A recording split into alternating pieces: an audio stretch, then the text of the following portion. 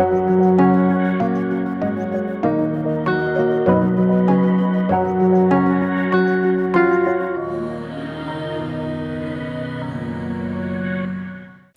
ദൈവത്തിന് സ്തുതി.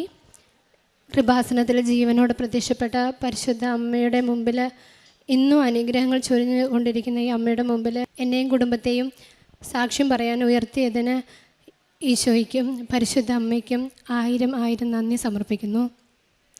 എൻ്റെ പേര് മിൻസി. ഇതെൻ്റെ മൂത്ത മോള്. രണ്ടാമത്തെ കുഞ്ഞ് അമ്മ. ഞാൻ വരുന്നത് മേപ്പാടി ചൂരൽമലയിൽ നിന്നാണ്.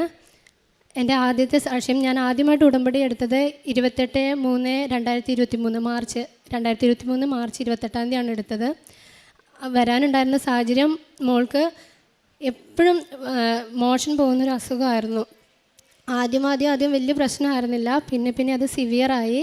അവൾക്ക് മോഷൻ പോകുന്ന സ്ഥലത്തെല്ലാം തൊലിയൊക്കെ പോയി ഭയങ്കരമായിട്ട് കുഞ്ഞ് കരയാൻ തുടങ്ങി.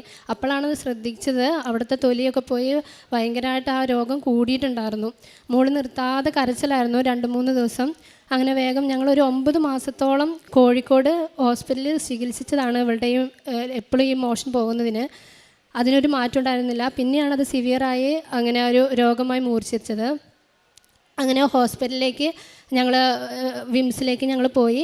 അവിടുന്ന് ഡോക്ടർ പറഞ്ഞു, ഇനി നിങ്ങൾ വേറൊരു ഹോസ്പിറ്റലിലേക്ക് മാറി കാണിക്കൂ, മുക്കം എന്ന് പറഞ്ഞൊരു ഹോസ്പിറ്റലിലേക്ക് മാറി കാണിക്കൂ എന്ന് പറഞ്ഞു. അങ്ങനെ ആ രാത്രിയിൽ ഞാൻ സങ്കടത്തോടെ ഇരുന്ന്, കുഞ്ഞ് ഉറങ്ങുന്നില്ല, അവൾ നിർത്താതെ കരയുന്നു. അപ്പോൾ സങ്കടത്തോടെ ഇരുന്ന് ജപമാല ചൊല്ലിയിട്ട്, കുഞ്ഞിൻ്റെ രോഗം മാറാനല്ല പ്രാർത്ഥിച്ചത്, എനിക്ക് കൃപാസനം എന്ന് പറയുന്നൊരു ദേവാലയം ഉണ്ടല്ലോ, എനിക്ക് അവിടെ പോകണം. ഒരു കാര്യമല്ല, 1000 കാര്യങ്ങൾ എനിക്ക് നടക്കുമല്ലോ. അപ്പം എനിക്ക് ഉറപ്പായിരുന്നു കൃപാസനത്തിൽ വന്നാൽ എൻ്റെ മകൾക്ക് സൗഖ്യം ലഭിക്കും എന്നുള്ളത്. പക്ഷേ നമ്മൾ വീട്ടിലത് ഞാനൊരു ഓർത്തഡോക്സ് കുടുംബമാണ്. അപ്പോൾ വീട്ടിൽ സംസാരിച്ചത് അവിടെ നിന്ന് വരുന്നത് കുറച്ച് പ്രശ്നമാണ്. അപ്പോൾ നമ്മളത് വീട്ടിൽ സംസാരിച്ചപ്പോൾ ആദ്യം സമ്മതിച്ചിട്ടുണ്ടായിരുന്നില്ല. അപ്പോൾ കുഞ്ഞിന് ഞാൻ പറഞ്ഞു, കൃപാസനത്തിൽ ചെന്നാൽ ആ രോഗം മാറും എന്നുള്ള കാര്യം എനിക്ക് പൂർണ്ണമായി ഉറപ്പാണെന്ന് പറഞ്ഞു. അങ്ങനെ ഒരു രാത്രിയിൽ ഹസ്ബൻഡ് കുറച്ച് സമ്മതിക്കാതിരുന്നൊരു ദിവസമായിരുന്നു. അന്ന് രാത്രി ഞാൻ ജോസഫ് അച്ഛനെ സ്വപ്നം കണ്ടു. അച്ഛനൊരു അപകടം, അച്ഛൻ്റെ കുറച്ച് ഇൻ്റർവ്യൂകൾ ഞാൻ കാണുമായിരുന്നു. അപ്പോൾ അച്ഛന് കുറച്ച് അസുഖങ്ങളുള്ളതൊക്കെ ആയിട്ട് ഇങ്ങനെ എനിക്ക് ആ സങ്കടപ്പെട്ട് ഇങ്ങനെ കിടന്നപ്പം അച്ഛനെന്തോ സംഭവിക്കുന്നതായിട്ടാണ് ഞാൻ സ്വപ്നം കാണുന്നത്. അപ്പോൾ ഞാൻ വേഗം എഴുന്നേറ്റിട്ട് പറഞ്ഞു, അച്ഛനാണ് ഞാൻ വിചാരിച്ചത്, ഇവിടെ അച്ഛൻ സൗഖ്യവരാധന ഉണ്ടെന്നാണ് വിചാരിച്ചുകൊണ്ടിരുന്നത്. അപ്പോൾ അച്ഛൻ എന്തോ സംഭവിക്കും, നമുക്ക് എന്തായാലും പോകണമെന്ന് പറഞ്ഞു. അങ്ങനെയാണ് മാർച്ച് 28 ഇവിടെ വരുന്നത്. ഉടമ്പടി എടുത്ത് 8 ദിവസമല്ല, ഞാനൊരു 5 ദിവസം കഴിഞ്ഞപ്പോഴത്തേക്കും ആദ്യം നമ്മുടെ പ്രാർത്ഥനയുടെ സമയം കഴിഞ്ഞ് നമ്മുടെ പ്രത്യക്ഷീകരണ പ്രാർത്ഥന, സന്ധ്യയിലുള്ള പ്രാർത്ഥന ചൊല്ലിക്കൊണ്ടിരിക്കുമായിരുന്നു. ആ ബുക്കൊക്കെ എടുത്ത്, മാതാവിൻ്റെ രൂപവും ബുക്കൊക്കെ എടുത്ത് ഞാൻ വന്നുകൊണ്ടിരിക്കുമ്പം പുറത്ത് ബെല്ലടിച്ചു. അപ്പം ഞാൻ ഹസ്ബൻഡിനോട് പറഞ്ഞു, ആരാണെങ്കിലും ഒരു 5 മിനിറ്റ് വെയിറ്റ് ചെയ്യൂ, ഈ പ്രാർത്ഥന കഴിഞ്ഞിട്ട് അവരോട് പറയാൻ പറഞ്ഞു. പക്ഷേ അവർ വന്നിട്ട് പറഞ്ഞു, നിങ്ങൾ മുക്കത്ത് വേറെ ഹോസ്പിറ്റലൊന്നും പോകണ്ട, നമ്മുടെ വയനാട്ടിൽ തന്നെ ഒരു ഗാസ്ട്രോ സർജനുണ്ട്, അവരെ ഒന്ന് കാണിക്കുമെന്ന് പറഞ്ഞു. അപ്പോൾ ശരിക്കും ഞാൻ മാതാവിൻ്റെ ഈ രൂപത്തിലെ ഈ ഫോട്ടോയിലേക്കാണ് നോക്കുന്നത്. അപ്പോൾ മാതാവ് പറയുന്നതായിട്ട് തന്നെയാണ് എനിക്കത് തോന്നിയത്. അങ്ങനെ പിറ്റേ ദിവസം തന്നെ ഞങ്ങൾ പോകുന്നു.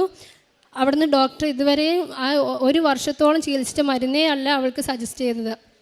ആ മരുന്ന് കഴിച്ച് വെറും 3 ദിവസം കൊണ്ട് പൂർണ്ണമായി ആ രോഗം മാറി. അവിടെ വ്രണം പോലെ ഉണ്ടായിരുന്ന അവിടെയെല്ലാം പൂർണ്ണമായി സൗഖ്യപ്പെട്ടു. ആ മോഷൻ പോകുന്നത് പൂർണ്ണമായി 8 ദിവസം കൊണ്ട് ഉടമ്പടി എടുത്ത് വെറും 8 ദിവസം കൊണ്ട് പൂർണ്ണമായി സൗഖ്യം ലഭിച്ചു. അത് ഒന്നാമത്തെ സാക്ഷ്യമായിരുന്നു. അതുവഴി വീട്ടിലെല്ലാവർക്കും നല്ല വിശ്വാസത്തിലേക്ക് വന്നു. രണ്ടാമത്തെ സാക്ഷ്യം, എനിക്ക് രണ്ടാമത്തെ കുഞ്ഞുണ്ടാവുന്നതിന് നോർമലായി ഉണ്ടാവുന്നുണ്ടായിരുന്നില്ല, ഒത്തിരി പ്രാർത്ഥിച്ചിരുന്നു. അങ്ങനെ ആ മാസം 2023 ഒക്ടോബർ മാസത്തിലെ അഖണ്ഡ ജപമാല റാലിയിൽ പങ്കെടുക്കുകയും ആ ജപമാല റാലിയിൽ ഇരുന്നിട്ടേ ഇല്ല. ഞാൻ ഫുൾ അഖണ്ഡ ജപമാല റാലി ലുത്തിനിയെ തികച്ച് പള്ളിയിൽ അവിടെ എത്തിയപ്പോഴത്തേക്കും എനിക്ക് തീരെ വയ്യ, ഞാൻ ഇരുന്നിട്ടുണ്ടായിരുന്നില്ല. അപ്പോൾ കൂടെയുള്ള ഒത്തിരി പ്രായമായിരുന്നു ഇരിക്കുന്നില്ല, പക്ഷേ എനിക്ക് നടുവൊക്കെ ഭയങ്കര വേദന എടുക്കുന്നു. അപ്പോൾ ഞാനിങ്ങനെ ഭയങ്കരമായിട്ട് വിഷമിച്ചു. വയനാട്ടിലാണല്ലോ, വീട്ടിലെത്തിക്കഴിഞ്ഞ് ഒരു 5-6 ദിവസത്തെ ടെസ്റ്റ് ചെയ്തപ്പം പ്രഗ്നൻസി പോസിറ്റീവാണ് കാണിച്ചത്. അപ്പോൾ അഖണ്ഡ ജപമാല റാലി ഞാൻ കുഞ്ഞുമായിട്ടാണ് പോയതെന്ന് ഞാൻ ഉറച്ച് വിശ്വസിക്കുന്നുണ്ട്. അതുപോലെ തന്നെ എനിക്കിപ്പോൾ അബോർഷൻ ആവുന്ന രണ്ടാമത്തെ അബോർഷൻ ആയിരുന്നു, 3ാമത്തതാണ് ഈ കുഞ്ഞ്.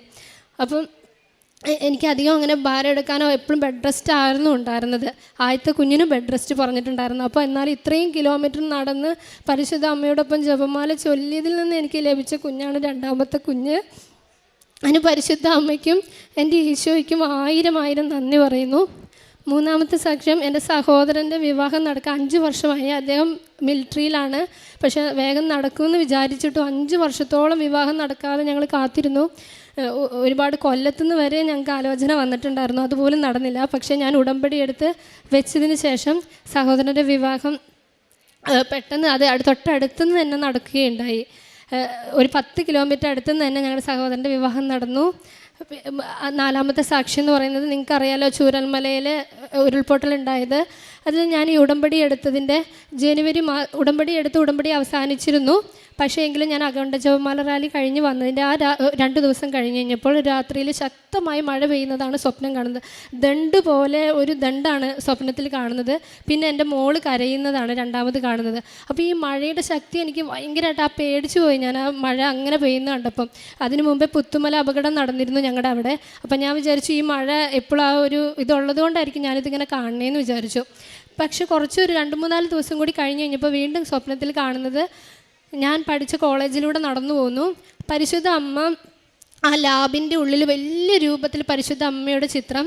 അതിൽ നിന്ന് ഞാൻ ഏറ്റവും സ്നേഹിക്കുന്ന എൻ്റെ ഒരു ടീച്ചർ, എൻ്റെ കുഞ്ഞിലെ പഠിപ്പിച്ചൊരു ടീച്ചർ ആ ചിത്രത്തിൻ്റെ ആ രൂപത്തിൽ നിന്ന് ഇറങ്ങി വരുന്നു.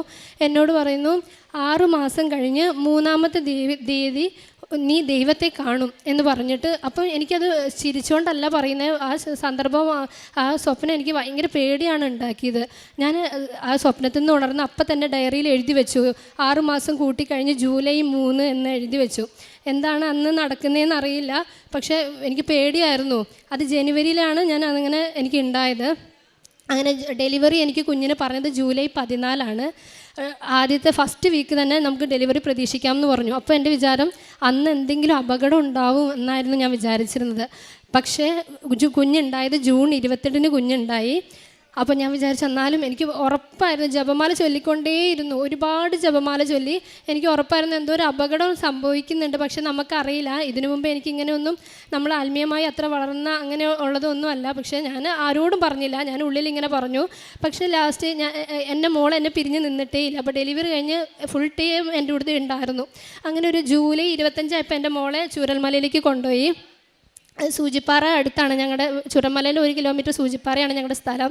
അപ്പോൾ മോളെ കൊണ്ടുപോയി കഴിഞ്ഞപ്പോഴത്തേക്ക് എനിക്ക് പേടിയായി. ഇനി 3 എന്ന് പറയുന്ന ഡേറ്റും ജൂലൈയും ഒന്നും എനിക്കിങ്ങനെ പേടിയായി. ഞാൻ ഒരു 27-ാം തീയതി മോളെ വിളിച്ചിട്ട് പറഞ്ഞു, എന്നെ എത്രയും വേഗം മോളെ എൻ്റെ വീട്ടിൽ കൊണ്ടുവരണം, എൻ്റെ അടുത്ത് എനിക്ക് അവളെ കാണണം എന്ന് പറഞ്ഞു.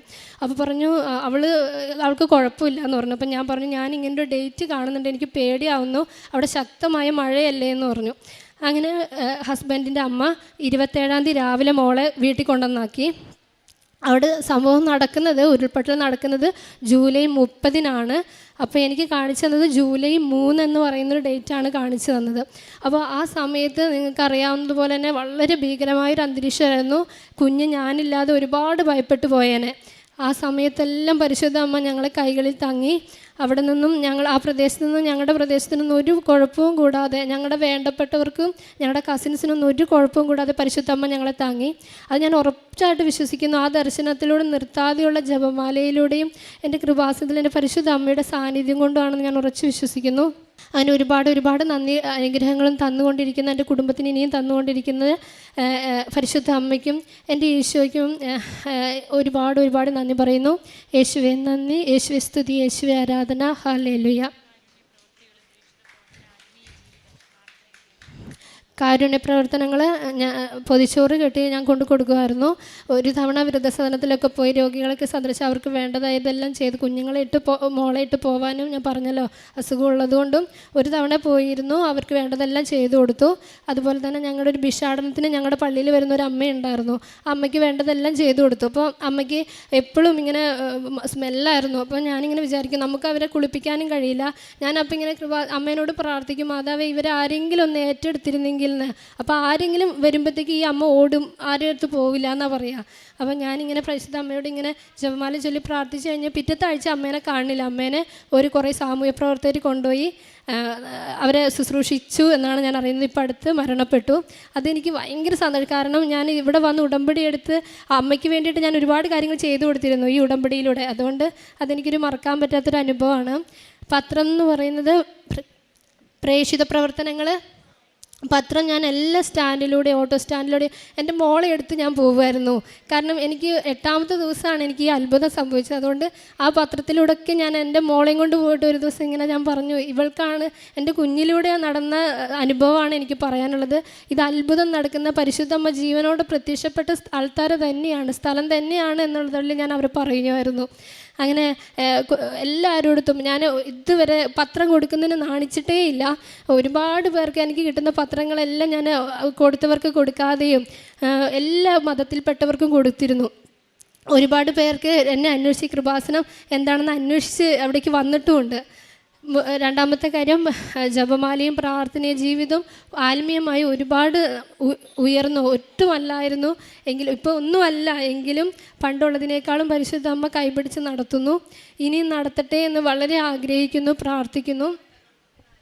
യേശുവേ നന്ദി, യേശുവേ സ്തുതി.